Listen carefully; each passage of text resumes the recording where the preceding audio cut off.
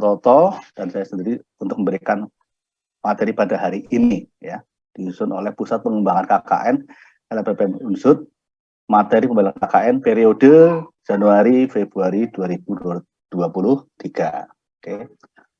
Oke, outline-nya tentang pengertian proker. Apakah program kerja KKN itu wilayah kerja KKN dan mitra kerja pelaksanaan program KKN periode Januari Februari 2023 dan laporan KKN. Ya, ada 4. Proker, program kerja KKN, wilayah kerja, dan mitra serta laporan KKN. Oke, KKN, nah, pengertian dari proker adalah rencana kerja mahasiswa KKN selama 35 hari. Nanti ada 2 proker, Mbak, Mas. Proker itu adalah proker kerja tentatif dan proker kerja definitif. Ingat, pada saat Anda mengerjakan proker, Anda harus survei ke lapangan terlebih dahulu, dan setelah survei Anda harus berkomunikasi dengan Bapak Ibu DPL, dosen pembimbing lapangan, seperti itu. Nanti monggo silakan Anda dengan Bapak Ibu DPL akan dibuat grup, baik menggunakan Telegram, grup WA, ataupun yang lain, ataupun menggunakan Instagram ataupun boleh, monggo silakan ya. Ya.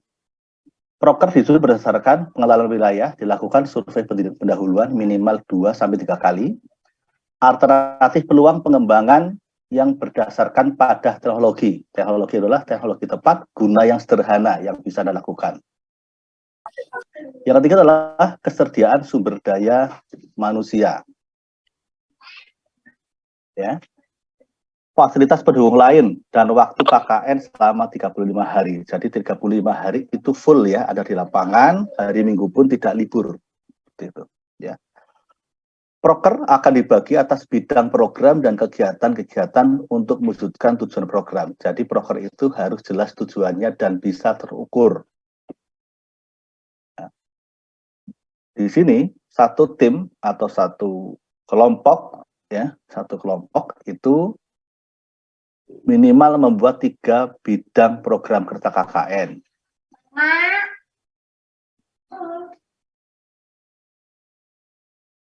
Oke, tiap kegiatan dalam proker harus ada target capaiannya agar tujuan tercapai dengan jelas. Seperti yang telah saya sebutkan tadi, Anda nggak usah muluk-muluk, Mas, Mbak. Nanti itu program kerjanya akan disusun dalam bentuk matrik. Dan di situ juga akan muncul penanggung jawabnya siapa dan dana berapa, seperti itu. Target itu sebagai guideline atau pengarah, penyemangat, motivator mahasiswa selaku eksekutor program dalam melaksanakan setiap kegiatan.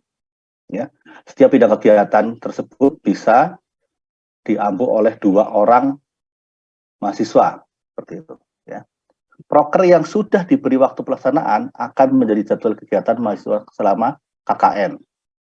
Proker harus dibentuk dalam bentuk poster, ya, ditempel dalam posko untuk acuan kegiatan harian, dan proker tersebut tidak boleh ditempel di dalam posko. Proker tersebut harus ditempel di luar posko ya, agar warga masyarakat, Bapak Ibu DPL bisa mengontrol dengan baik, seperti itu.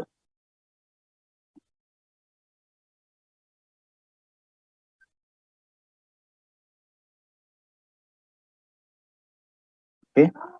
Sekarang manfaat proker dan jadwal kegiatan. Manfaatnya sebagai acuan kerja mahasiswa selama KKN agar tidak melenceng dari arahnya. Memudahkan mahasiswa untuk mempersiapkan kegiatan. Intinya adalah proker tersebut adalah untuk monitoring evaluasi Anda sendiri.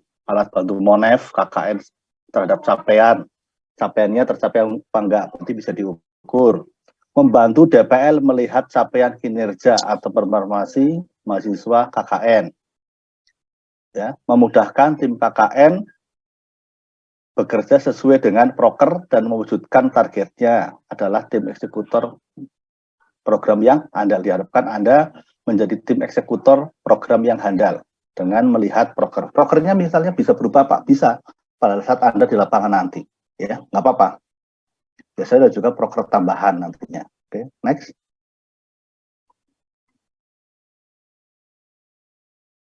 Inilah contoh targetnya, ya. Contoh target kegiatan bidang program 1, identifikasi UMKM dan BUMDes. Anda mendapatkan informasi ini dari mana? Anda bersilaturahmi atau endorse sistem ke UMKM dan BUMDes. Melalui siapa? Anda pintu izin pertama melalui kepala desa. Anda minta tolong, di sini sudah ada BUMDes atau belum? Ada berapa data UMKM? Desa sudah memiliki profil desa. Ya, kegiatan adalah orientasi. Contoh kegiatan adalah orientasi, kunjungan ke UMKM, pendataan UMKM potensial, pendampingan UMKM. Itulah menjadi target. Setelah target tercapai, nanti kita bisa mengukur apakah sesuai dengan yang diharapkan apa enggak. Itu sesuai dengan indikator kerjanya. Bidang program 2, pemberdayaan lingkungan. Kegiatannya, contoh penanaman cabai rawit di pot, pengenalan home composter, ini yang baru ya, seperti itu. Targetnya apa, indikatornya apa, seperti itu. Bidang program 3, kesehatan. Ya. Kegiatannya sosialisasi menu makanan balita, pendampingan pemberian makanan balita. Ini harus didampingi Mas, Mbak. Karena apa?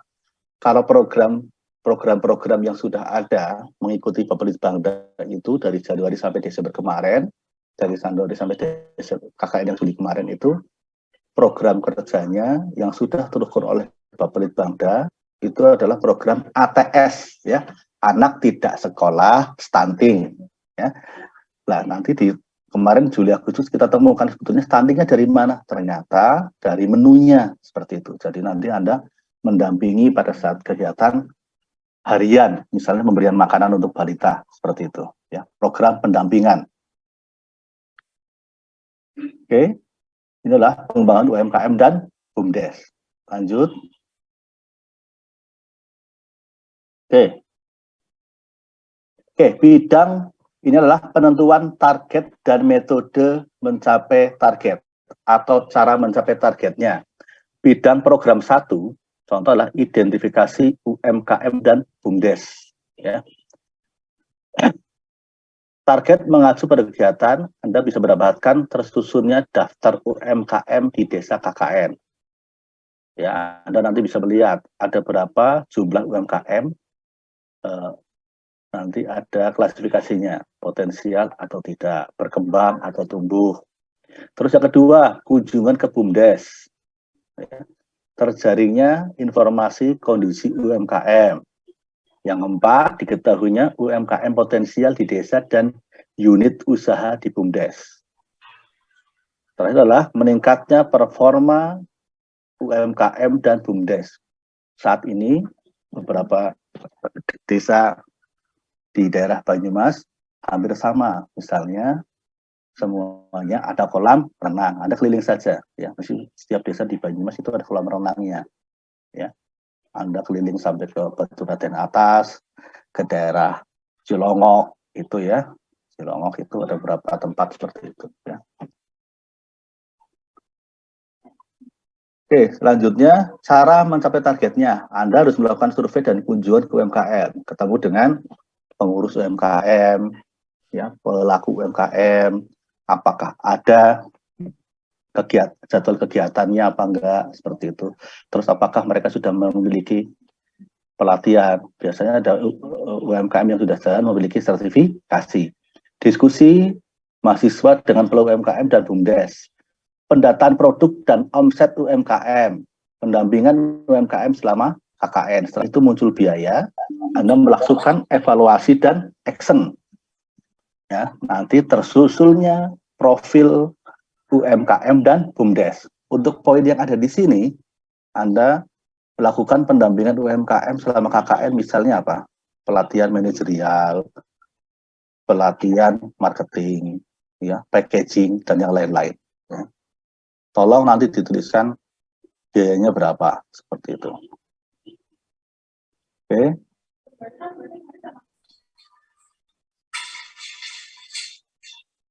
Bentar. Ya. Next, ya. Jenis program kerja KKN, ada dua yang saya sebutkan. Program kerja sementara, itu dinamakan program kerja tentatif ini dibuat sebelum mahasiswa mulai KKN di lapangan, dikumpulkan sehari sebelum berangkat dengan Anda berkonsultasi dengan dosen di lapangan, dan ini belum disetujui masyarakat. Yang kedua, program kerja definitif. Ya. Ini adalah merupakan revisi dari program kerja tentatif. Caranya gimana? Anda memerintasikan dan mendapatkan masukan dari masyarakat. Yang kedua, setelah dikonfirmasi dengan hasil orientasi lebih detail mahasiswa dengan berkunjung langsung ke masyarakat dengan menemui Thomas atau tokoh masyarakat. Sudah disetujui masyarakat dan dapat dilaksanakan. Ini namanya program kerja definitif. Nanti dikumpulkan pada saat hari keempat. Biasanya DPL turun hari keempat ke DPL. Anda nggak usah ngumpulin ke LPPM. Ya. Yang dikumpulkan ke DPL, nanti DPL membawa ke LPPM.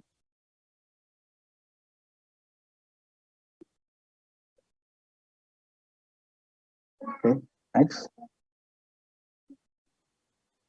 Ini mekanisme penyusunan program kerja KKN. Ya, pertama adalah survei pendahuluan, pembekalan, arahan DPL. Setelah itu, Anda menyusun program kerja sementara atau proker tentatif. Setelah Anda berdiskusi dengan tim, dengan arahan DPL. Datanya didapatkan dari survei pendahuluan. Dikumpulkan 1 hari sebelum berangkat ke lokasi KKN. Oke, setelah itu, Anda akan menempatkan pembekalan dari camat dan puskesmas, orientasi di desa selama 3 hari, sosialisasi program kerja ke masyarakat pada hari ke-3. Oke.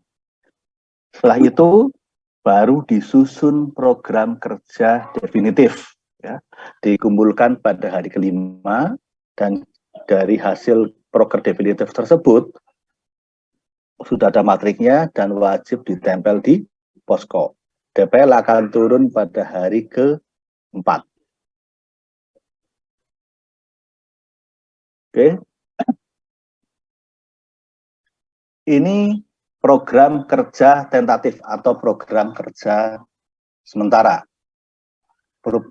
Digunakan sebagai bekal sosialisasi program KKN kepada masyarakat.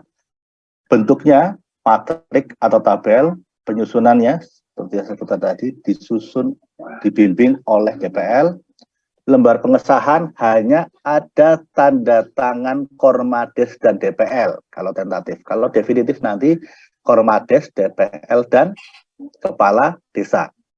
Berisi tabel rencana program kerja selama 35 hari. Ya, 1 kelompok, 1 proker, dicetak dan dijilid sederhana dan ditaruh di posko. Ya, harus ada Mas di posko. Ya, matrik harus ada di posko, prokernya juga harus ada di posko. Setelah DPL memberikan ACC dalam bentuk tanda tangan, DPL diberi 1 kopian dan LPPM 1 kopian. Adalah program kerja definitif. Ya. Program kerja yang telah disetujui oleh masyarakat desa KKN. Anda berarti pada saat hari pertama sampai ke-3, Anda melakukan sosialisasi atau FGD dengan masyarakat desa. Ya. Biasanya FGD dilakukan FGD per dusun, nanti setelah itu adalah FGD tingkat desa. Dalam menyusun program kerja definitif, Anda mendapatkan arahan dan bimbingan dari DPL. Lembar pengesahan berisi tanda tangan Kormades, DPL, dan Kades. Ya. Program kerja definitif dijilid lakban dengan cover kertas karton, warna sesuai dengan kabupaten, dan disiapkan di posko. Dikumpulkan 4-5 hari setelah Anda di desa. Program kerja definitif merupakan pedoman dalam pelaksanaan KKN. Matrik program kerja harus sudah ditempel di posko Hari kelima setelah mahasiswa di lokasi KN. Ya, yang sudah di-ACC oleh Kades dan DPL dikumpulkan ke LPM 1 kopi. Ini isu strategis program KKN Unsur. Ya. Intinya adalah untuk meningkatkan indeks pembangunan manusia dengan 4 pilar program. Yang kedua adalah recovery ekonomi di era atau pasca COVID-19. Ada 4 pilar. Pertama, pilar kesehatan, pendidikan, ekonomi atau usaha dan pemberdayaan lingkungan. Dan setiap pilar ini memiliki PIC, maksud. Ya. Outputnya, kalau yang kesehatan, usia harapan hidup meningkat, ya. Pendidikan minimal sudah sampai SMA semuanya. Lah, ini biasanya di beberapa kabupaten pendidikan ini nanti ada yang ATS. Kalau yang kesehatan, ya ATS anak tidak sekolah. Kalau yang kesehatan nanti biasanya di stunting, masuk juga ke pemberdayaan lingkungan. Yang ketiga adalah ekonomi, daya beli atau pendapatan per kapita meningkat. Pemberdayaan lingkungan contohnya adalah outputnya adalah lingkungan sehat, gizi baik, tambahan income. Di dalam lingkungan sehat adalah biasanya ada proses pembuatan kompos seperti itu. Gizi baik itu bagaimana caranya Anda melakukan menu agar dari balita atau orang tua bisa menikmati dengan baik. Ya. Oke, ini tolong dapat diperhatikan ya. Fokus program kerja KKN Januari Februari 2023. Bidang ekonomi itu 40%, mengenai inventarisasi UMKM dan kegiatan BUMDes. Ya. Kalau di Purbalingga itu nanti Anda ke Dispermades, ya. Nanti ada beberapa data BUMDes di sana dan sudah ada aplikasinya, ya, ada aplikasinya. Pendampingan UMKM dan BUMDes. Yang kedua, bidang pemberdayaan lingkungan.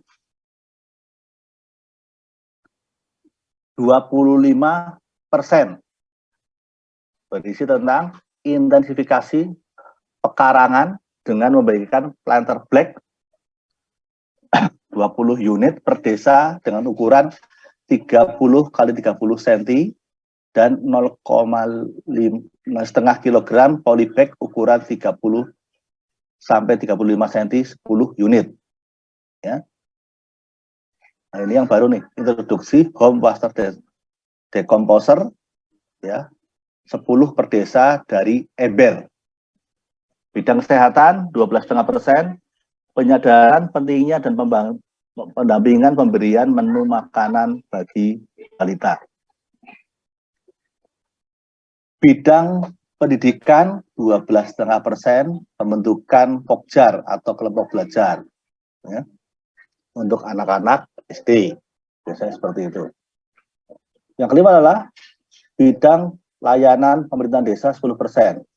Ini cukup sedikit ya, ada membantu kegiatan di balai desa, melatih staf menggunakan komputer, Excel, pembukuan, mengaktifkan web desa. Ini yang paling penting adalah mengaktifkan web desa. Anda cek saja dengan adanya desa.id tersebut, seharusnya web desa tersebut sudah bisa diakses, ya, sudah bisa diakses semuanya, namun isinya masih tetap sama biasanya seperti itu dari tahun ke tahun. Nah, nanti Anda bisa dengan cara mengaktifkan web desa, memberikan masukan dan saran seperti itu. Mengupdate data desa khususnya yang ditempel di balai desa.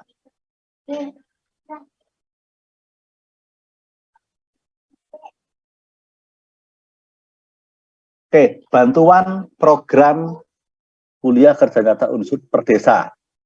Ember home decomposter 10 unit untuk didemplotkan pada 10 tokoh masyarakat. Yang kedua, 20 unit planter black ukuran 35 kali 35 cm untuk tanaman cabai rawit disalurkan kepada 20 tokoh masyarakat. Setengah kilogram polybag sebanyak 30 unit dengan ukuran 30 kali 35 cm disalurkan ke warga yang berminat menanam cabai rawit.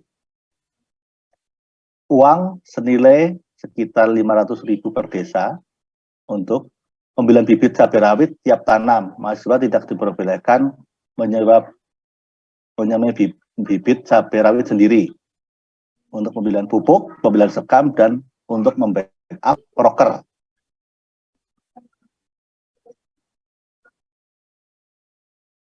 Ini adalah pengomposan limbah dapur. Ya. Ini contohnya nanti ya. Ini ember yang dilubangi bagian atas dan bawahnya dengan tutup. Nanti akan diberikan galian tanah dan bahan yang dikomposkan dimasukkan ke dalam ember. Dan embernya ini adalah dibenamkan di tanah. Ya, sekitar 20 cm yang di sini. Ya. Setiap desa mendapatkan 20 unit ember dan tutup. Ini polybag ukuran 35 kali 35 cm. Berisi ya, paket setengah kilogram dengan isi 30 buah. Ya. Program ini adalah format program kerja KKN, berisi tentang pendahuluan, analisis potensi desa, analisis potensi dusun yang didampingi, lokasi posko. Jadi nanti kegiatan di dusun, ya, satu dusun. Ini Anda mendapatkan dari mana? Dari Anda berkomunikasi, endong sistem, survei pendahuluan di dusun-dusun yang akan Anda kunjungi. Ya, nanti untuk lokasi dusunnya Anda meminta pendapat dari kepala desa, seperti itu. Yang kedua, permasalahan optimalisasi sumber daya alam dan sumber daya masyarakat desa dan strategi pemecahannya berdasarkan 4 pilar pemberdayaan. Mahasiswa minimal membuat 3 bidang program. Ya. Kalau Anda turun ke lapangan nanti, ya, ada beberapa kepala desa atau dusun yang kadang belum mengetahui potensi desa tersebut apa. Seperti itu. Itu nanti biasanya akan meminta Anda untuk memberikan masukan dan saran seperti itu. Ya. Karena itu keterkaitannya nanti untuk penyusunan program di tahun berikutnya untuk alokasi dana desa. Seperti itu. Nah, di sini Anda cukup memberikan masukan dan saran saja. Jangan sampai ke biayanya. Seperti itu. Ya. Yang ketiga, tujuan dan manfaat per bidang.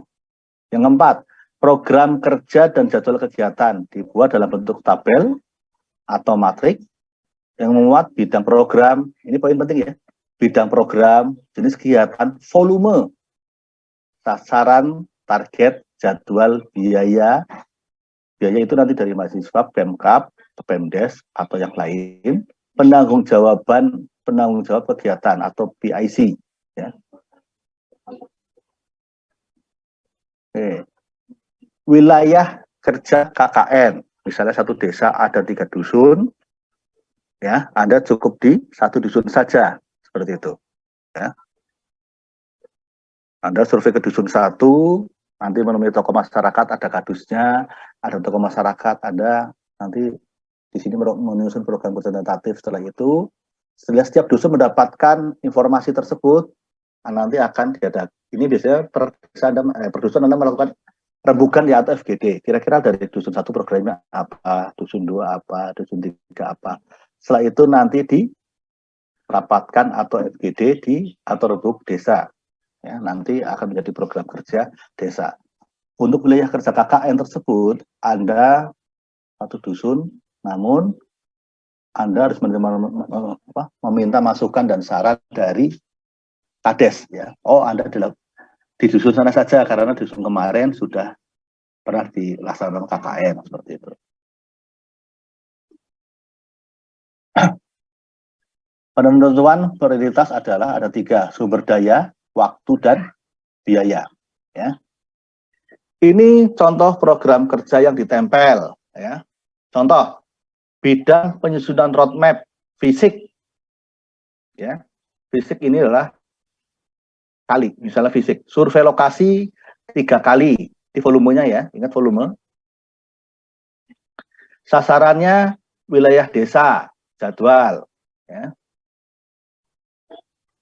Ya, ini ada jadwalnya. Ini 1 sampai 35 hari. PIC-nya adalah misalnya Adi di sini. Ini jadwal ingat di matrik tabel itu, di matrik atau tabel tidak ada boleh yang kosong untuk setiap harinya. Rencana itu biru, ya, realisasi itu merah, ya. FGD Dusun 1 dilaksanakan selama 1 kali, dihadiri oleh sasaran adalah 10 tokoh masyarakat Dusun 1, FGD Dusun 2, 10 tokoh masyarakat Dusun 2, dan seterusnya. Selanjutnya adalah contoh program kerja pendampingan UMKM, ya. Non fisik penyuluhan PRT 2 kali, ya, di RT 1, RT 2, dan RT 3. Pendampingan UMKM. Yang kedua adalah tentang variasi produk. Nah, volumenya, jumlahnya, kalau fisik jumlahnya tersebut. 2 UMKM. Ya. Oke, selanjutnya. Nah, ini masih nyambung yang tadi ya. Target untuk penyusunan roadmap, terjaringnya potensi dan harapan masyarakat, tersusunnya roadmap pengembangan ekonomi desa, terutama adalah pasca COVID. Pendampingan UMKM, non-fisik terdaftarnya 1 PRT, fisiknya munculnya 1 kemasan yang aman dan terbentuknya pasar online. Yang ketiga, ini contoh yang ketiga, bidang pemberdayaan lingkungan. Non-fisik, survei potensi wisata, wilayah, desa, ya, 10 tokoh masyarakat, Dusun 1, Dusun 2, penurunan pekarangan 1 kali, 10 tokoh masyarakat, 3 kades, 1 kadus misalnya. Yang fisik, demplot sayuran di pekarangan, volumenya 1 RT. Ini volumenya harus jelas di sini. Tersusunnya paket wisata 1 objek. Ya. Targetnya, kalau yang di demplot sayuran ini adalah tertanamnya 100 polybag sayuran. Kalau yang di sini misalnya tersusunnya 1 paket wisata.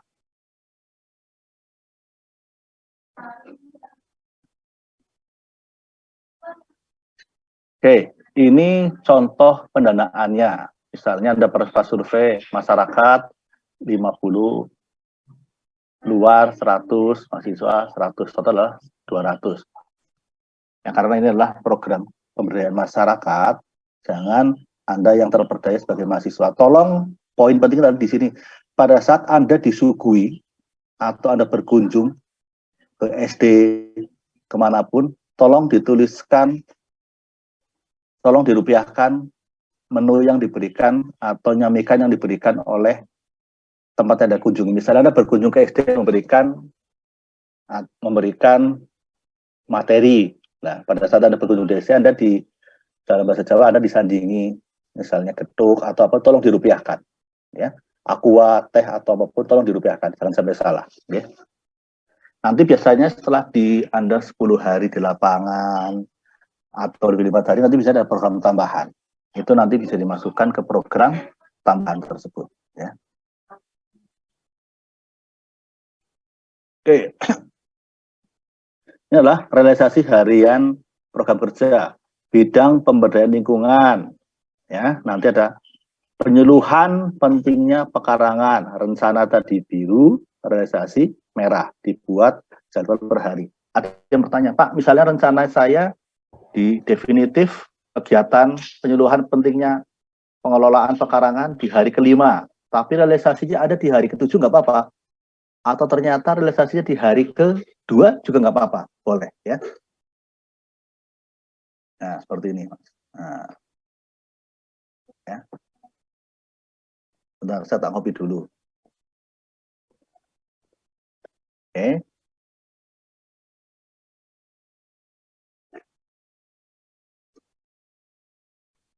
Ini untuk laporan KKN, ya.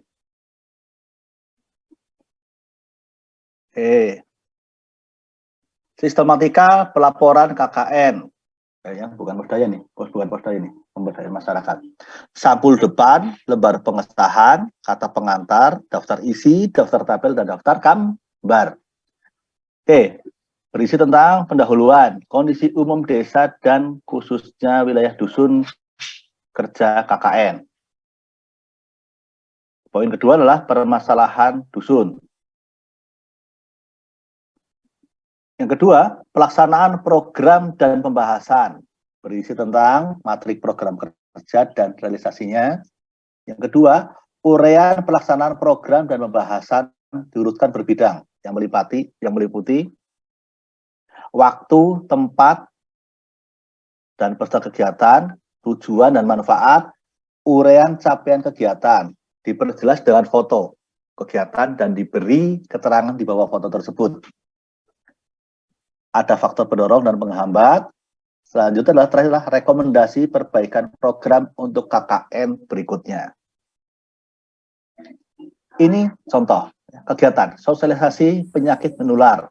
Pelaksanaan tanggal 12 sampai 15 Januari 2023 pukul 19 sampai 21. Biasanya kalau kegiatan tersebut, kalau pagi mereka kalau di desa, kegiatan akan aman itu setelah maghrib ya, atau setelah isya. Karena mereka pagi-pagi bekerja. Kalau ada ngundang pagi, siang agak susah seperti itu.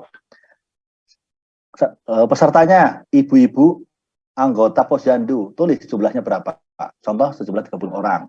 Capaiannya, apakah ibu-ibu paham tentang penyakit menular? Apakah mereka memberikan kepedulian? Apakah ada respon? Nah, 1 minggu kemudian ada tindak lanjut atau tidak?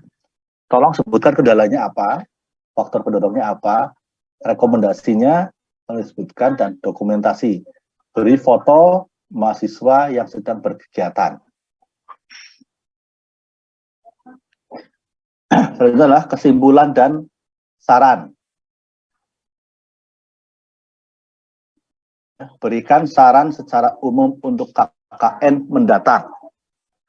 Lampiran-lampirannya adalah berisi peta desa, daftar produk unggulan desa mencakup jumlah produsen, omset, kualitas produk dan kemasan, serta jangkauan pasar.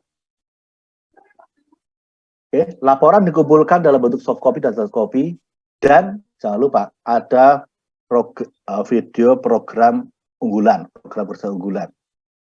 Satu saja.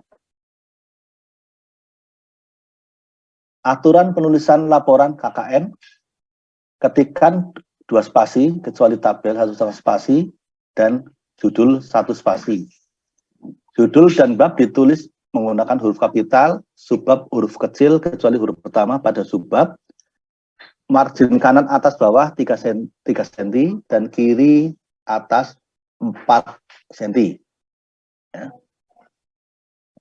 Program dan laporan diberikan kepada DPL, LPPM, mitra, dan mahasiswa. Sampul harus berlogo. Maaf, margin kanan, ini salah nih, margin kanan atas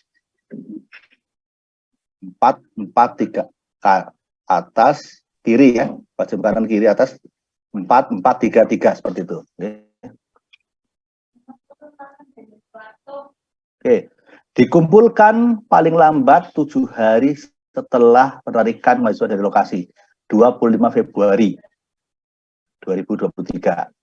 Dikumpulkan masing-masing 1 soft copy ke LPPM dan DPL. Oke, ini adalah laporan KKN, kuliah kerja nyata, optimisasi potensi ekonomi di desa, kecamatan, desa mana, kecamatan mana, kabupaten mana, disusun, ini timnya. Bawahnya adalah LPPM tahun 2023 nanti di sini.